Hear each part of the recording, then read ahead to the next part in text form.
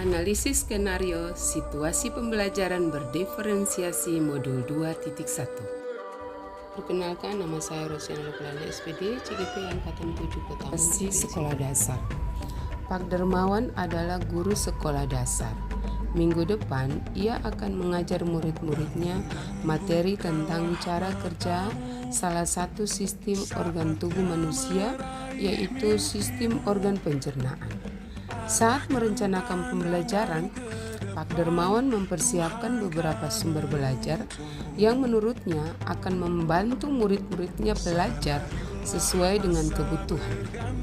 Sumber daya belajar yang ia siapkan diantaranya adalah: pertama, sebuah poster diagram yang menunjukkan bagian-bagian organ pencernaan yang dipinjam dari perpustakaan. Kedua, berbagai bacaan yang memuat pembahasan tentang bagaimana organ pencernaan bekerja dari beberapa sumber yang ada, berupa beberapa buku bacaan dengan tingkat kesulitan yang berbeda-beda yang juga ia pinjam dari perpustakaan, yang memuat informasi tentang cara kerja sistem organ pencernaan.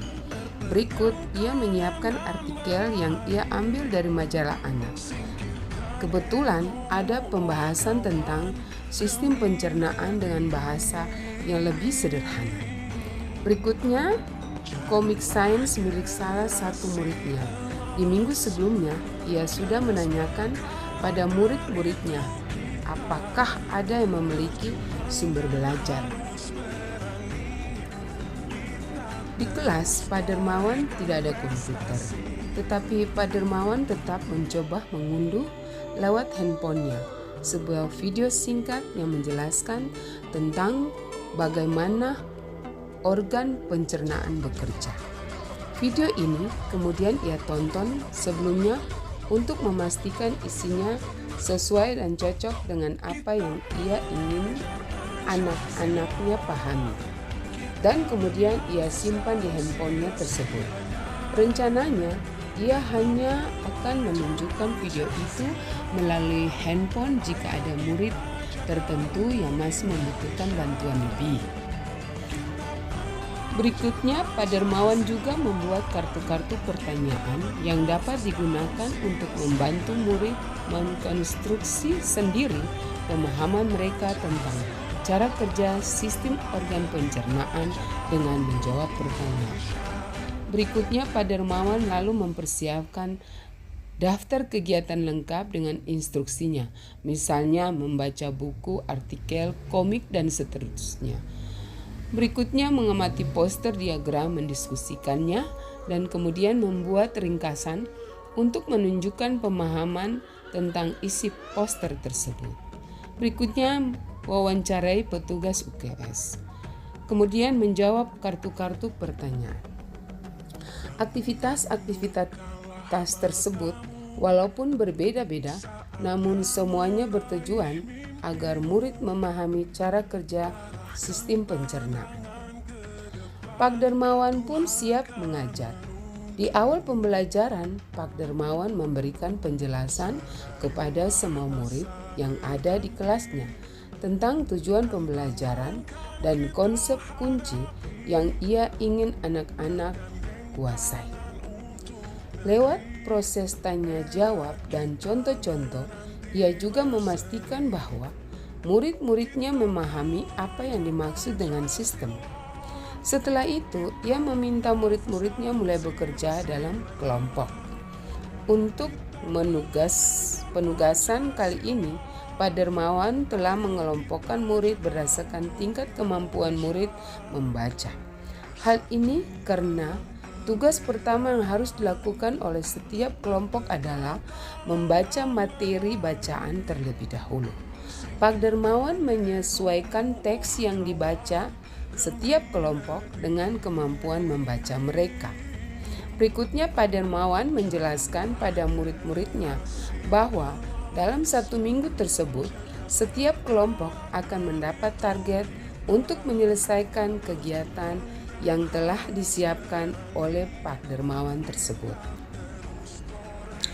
Keputusan tentang kegiatan mana yang ingin dilakukan lebih dahulu diserahkan sepenuhnya kepada murid. Yang jelas, mereka diberikan kesempatan melakukan kegiatan-kegiatan tersebut pada saat jam pelajaran IPA di minggu tersebut. Berikutnya, selama proses murid melakukan kegiatan, Pak Dermawan memastikan ia mengobservasi dan memantau pemahaman murid-muridnya. Ia mendatangi setiap kelompok, mengajukan pertanyaan dan memberikan pertanyaan lanjut kepada murid-murid yang memerlukan bantuan atau perlu diberikan tantangan lebih. Misalnya menunjukkan video lewat handphonenya kepada beberapa anak yang tampak masih kesulitan, membantu mereka memahami konsep-konsep kunci dengan kosakata sederhana yang kemudian ia display di kelas. Pak Dermawan juga membuat catatan-catatan penilaian selama proses ini. Setiap jawaban murid, pertanyaan murid, ia perhatikan. Ia gunakan informasi ini untuk menyesuaikan tingkat bantuan yang ia berikan pada murid.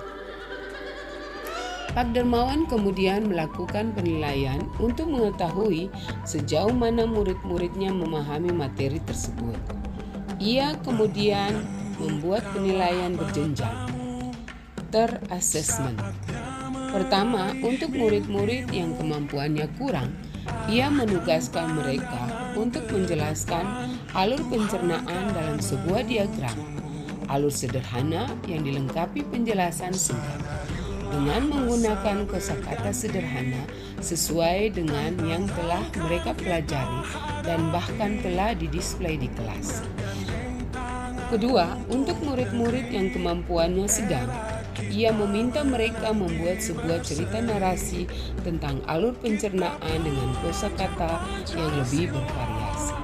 Berikutnya, untuk murid-murid yang kemampuannya tinggi, ia meminta mereka membuat sebuah artikel kreatif dan perspektif seorang makanan yang menarasikan alur pencernaan.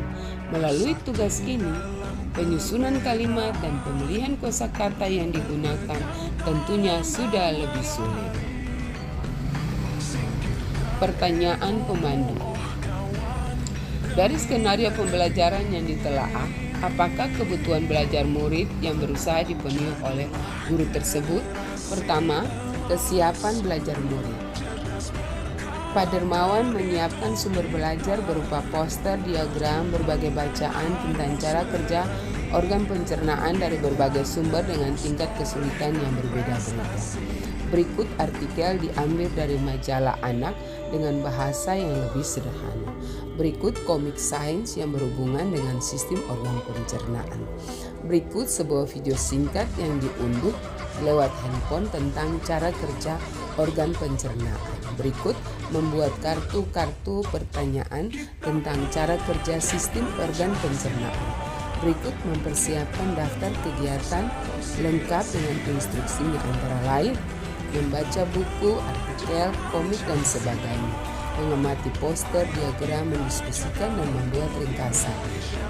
Berikut wawancara petugas UPS yang terakhir menjawab kartu-kartu pertanyaan. Yang kedua, minat belajar. Mengelompokkan murid sesuai tingkat kemampuan membaca dengan memilih buku, artikel, komik sains. Yang ketiga, profil belajar. Mengelompokkan murid sesuai dengan gaya belajar anak dan tingkat kemampuan membaca dengan memilih artikel, buku, komik sains, dan video tentang cara kerja sistem organ pencernaan.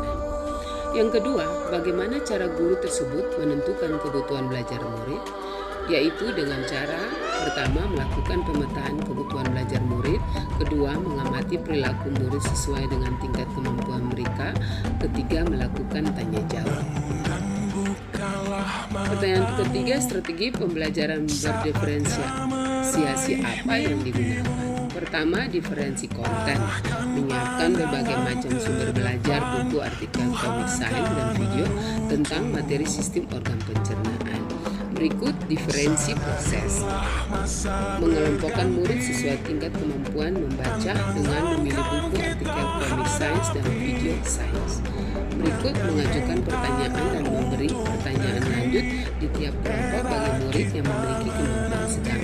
Kemudian memberikan tantangan lebih kepada murid yang memiliki kemampuan tinggi serta menunjukkan video lewat handphone kepada murid-murid yang memiliki kemampuan tinggi, serta menunjukkan lewat handphone kepada murid-murid yang mengalami kesulitan atau kemampuan rendah terhadap materi sistem organ pencernaan.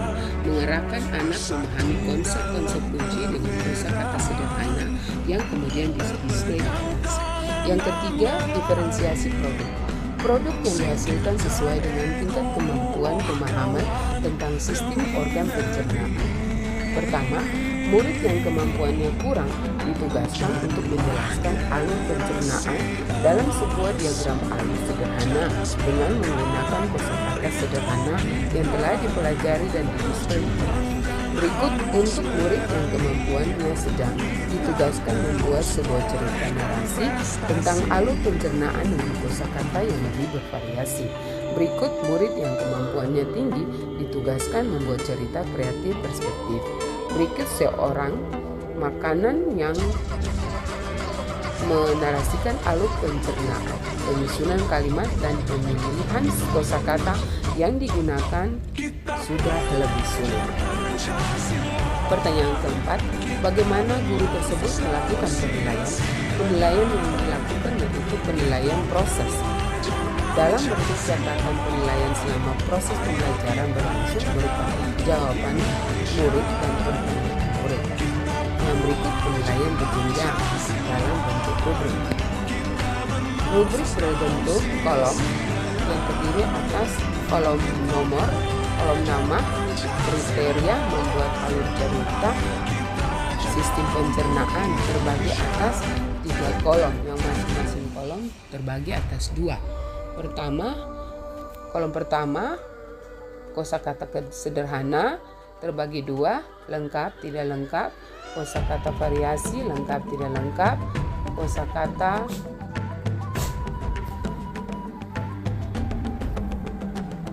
sulit lengkap tidak lengkap. Yang terakhir kolom keterangan. Sekian, salam dan bahagia.